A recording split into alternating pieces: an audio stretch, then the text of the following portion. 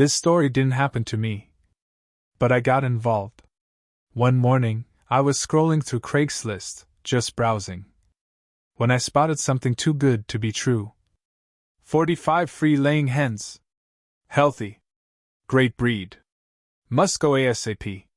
Now, anyone who's raised chickens knows that's basically gold. So I called the number in the ad. The man who answered sounded furious. Not annoyed, furious. His voice cracked like someone hanging on by a thread. Stop calling me! I've told you people 1,000 times, I don't have any chickens. I blinked. Sorry? I just saw your ad. There is no ad. I didn't post anything. It's my crazy ex. He stopped, realizing he'd said too much. But I kept him talking. That's when I heard the story. And oh boy, was it satisfying. Imagine cheating on your girlfriend. And the next morning, your phone doesn't stop ringing. At first, it's one person. Then 10. Then hundreds. All asking about things you never owned. Chickens. Motorcycles. Even free puppies. By the time you realize what's happening, it's already too late. Because your ex has turned the internet into your personal nightmare. If you've ever wished karma worked a little faster, hit that like button, subscribe, and buckle up. Because today's story proves, revenge doesn't always need fire or fury. Sometimes, all it takes is a clever mind, a broken heart, and a little thing called Craigslist. The guy's name was Darren, early 30s, tech job, typical, charming boyfriend type. At least, that's how Sarah, his now ex, saw him. Until one night, everything changed. Sarah had felt something was off for weeks. The late nights at work. The phone flipped face down every time she walked in. The sudden, sharp tone when she asked simple questions. Her gut screamed something was wrong. So one night, while he was in the shower, she did the thing everyone swears they'll never do, but sometimes have to. She opened his phone. And there it was. Text messages. Pictures. The truth, laid out in pixel-perfect cruelty. The woman's name wasn't even saved. Just a heart emoji. When he walked out of the bathroom, towel around his waist. She was sitting on the couch, phone in hand, eyes red from tears. Who is she, Darren? He froze. Then sighed, like he was the victim. You shouldn't have gone through my phone. No apology. No guilt. Just arrogance. As if she had broken something by discovering his betrayal. That was the moment Sarah decided. She wasn't going to cry anymore. She wasn't going to beg. She wasn't even going to yell. She was going to make him regret every ounce of disrespect. In a way he'd never forget. Sarah knew Darren's biggest weakness. His phone. He worked in sales, and his entire job revolved around that number. He bragged about it all the time.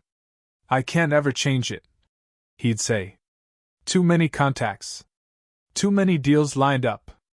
And that, right there, was her opening. She didn't want to destroy his career, just his peace. And Craigslist was about to become her best friend. Clapperboard Scene 3, Operation Craigslist Chaos. The first post was simple. Free motorcycle, moving out of state. Call any time. With his number attached. Within hours, Darren's phone exploded. Missed calls, voicemails, text messages, from strangers all over town. He thought it was spam at first. Then, when someone texted a picture of his apartment complex, asking, Are you home right now? Panic set in. He took the post down. Craigslist removed it. But by then, Sarah had learned how to time her uploads. Every time he got one removed, she posted another. Different categories. Different cities. Different wording. Free puppy, needs home tonight. Brand new fence panels, can't take with me. Roommate needed, cheap rent. I'm out of town most of the time. 45 laying hens. Take a few or take all. Each post ended with the same line. Call anytime. Day. Night. Didn't matter. Darren tried everything. He reported the listings. He emailed Craigslist support. He even tried threatening callers, but that only made them laugh. Dude, it's free stuff, you posted it. Why would I lie about chickens, man? He couldn't block calls. He couldn't change his number. It was his company phone. And his boss was not happy. Darren, why is your line constantly busy? We've had 3 missed client calls. His frustration turned into desperation. He'd wake up to 50 unread messages, voicemails of strangers asking about animals, furniture, or housing. Sleep-deprived, paranoid, and angry, he started to crumble. He even tried to call Sarah, but she never answered. By the time I called about the chickens, he was completely broken. I could hear it in his voice. That mix of rage and helplessness that only comes when you realize you're being outsmarted by someone you underestimated. He ranted for 5 solid minutes. About how she'd ruined his life. How he'd just made one mistake. How no one deserves this. And honestly, I didn't feel sorry for him. Because Sarah didn't destroy him, she mirrored him. He'd invaded her peace, her trust, her safety. And now, every time his phone rang, he got to feel what she felt: violation, intrusion, loss of control. Except this time, he couldn't hang up. Weeks passed, and the chaos didn't stop.